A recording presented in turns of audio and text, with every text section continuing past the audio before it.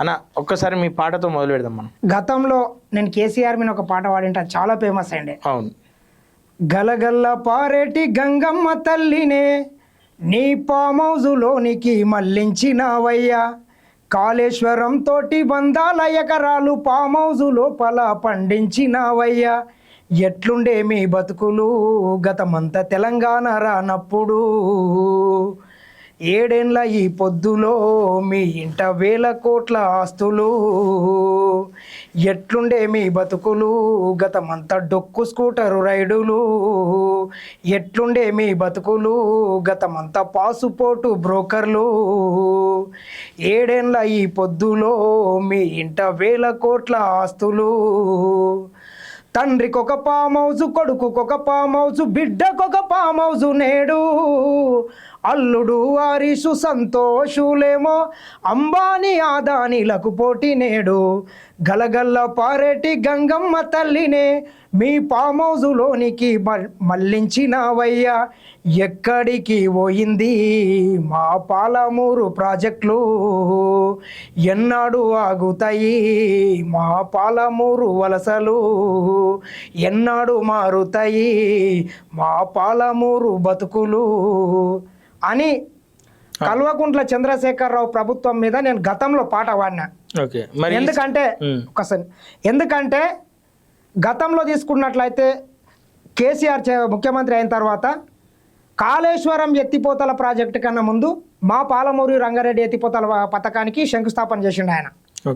ఆ పథకానికి చేసి ఏం చేసిండంటే, పాలమూరు బిడ్డలు ఇక్కడ నుండి నన్ను ఎంపీగా ఎన్నుకుంటే తెలంగాణ రాష్ట్రం వచ్చింది, నేను గతంలో మెదక్ నుండి చేసిన, కరీంనగర్ నుండి చేసిన, ఎక్కడి నుండి చేసినా నాకు ఆ అవకాశం రాలేదు, కానీ పాలమూరు బిడ్డలకు నేను ఎంపీగా ప్రాతినిధ్యం వహించి తెలంగాణ రాష్ట్రాన్ని సాధించిన, ఈ పాలమూరు బిడ్డల యొక్క బతుకులు మారాలి, ఈ ప్రాంతం నుంచి వలసలాగాలి, బొంబాయి పోతుంటారు రోజుకు చెప్తుంటారు బ్రదర్. ఈ రోజుకు మా పాలమూరు నుండి, మా పరిగి నుండి కావచ్చు, వివిధ ప్రాంతాల నుండి కొన్ని వందల మంది బొంబాయికి పోతుంటారు. ఈ రోజుకు బొంబాయికి ఒక బస్సు నడుస్తుంటుంది.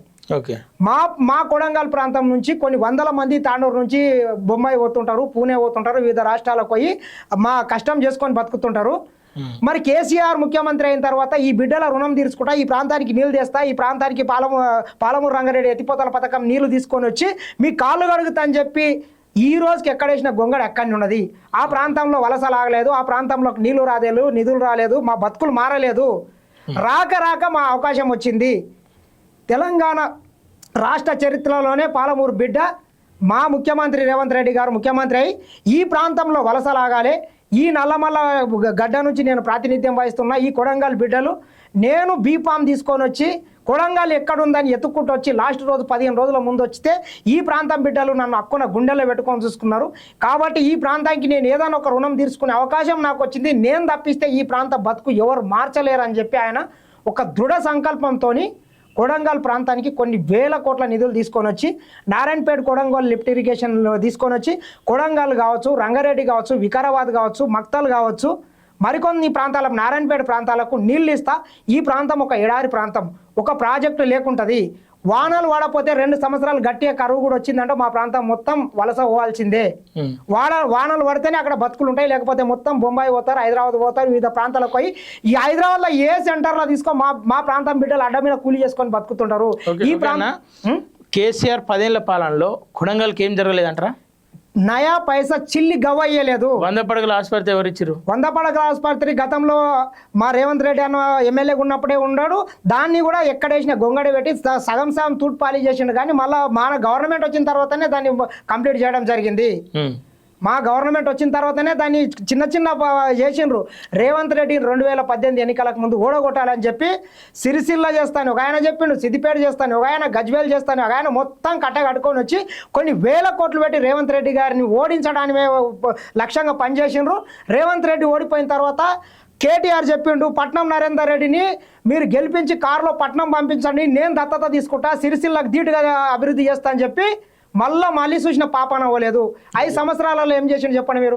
కొడంగల్లో ఒక డబుల్ బెడ్రూమ్ కట్టలేదు. మా నారాయణపేట కొడంగల్ లిఫ్ట్ ఇరిగేషన్ ఉంటే దాన్ని క్యాన్సల్ చేసిండ్రు.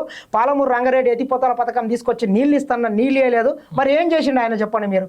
5 సంవత్సరాలు ఉండి ఏం చేసిండు? రోడ్ల అభివృద్ధి చేసిన అని చెప్పి చెప్తా ఉన్నాడు. ఒక్క రోడ్ వేయలేదు. ప్రతి రైతుకు అండగా ఉన్నా అని చెప్పి ప్రతి రైతుకు వీళ్ళు అండగా ఉండకమేంది? గిట్టుబాటు ధర కల్పించిన ఏం గిట్టుబాటు ధర కల్పించారు, వాళ్ళ బొంద కల్పించారు. రైతుల బతుకులు గాడిగా మరలి మా కొడంగల్ ప్రాంతాలు ఈ రోజుకు రైతులు వర్షం మీద ఎందుకు ఆధారపడి ఉన్నారు? కొన్ని వందల బోర్లు రోజుకు కొన్ని వందల బోర్లు వేస్తుంటారు మా ప్రాంతంలో.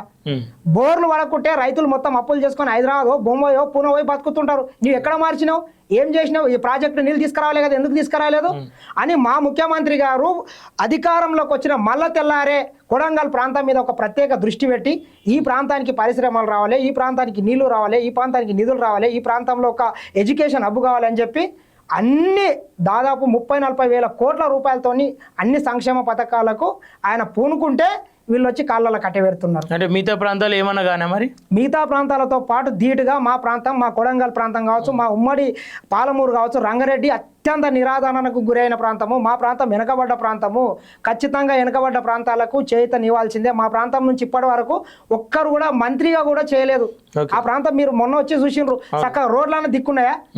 ఒక్కరు మధ్యాహ్నం పూట వస్తే ఒక హోటల్ కూడా అది గతి లేకుంటది, ఒక్క పరిశ్రమ లేకుంటది, తినడానికి అన్నం దొరకదు. కొన్ని హోటళ్ళలో ఎవరైనా తప్పేస్తే అట్లుంటది మా ప్రాంతం.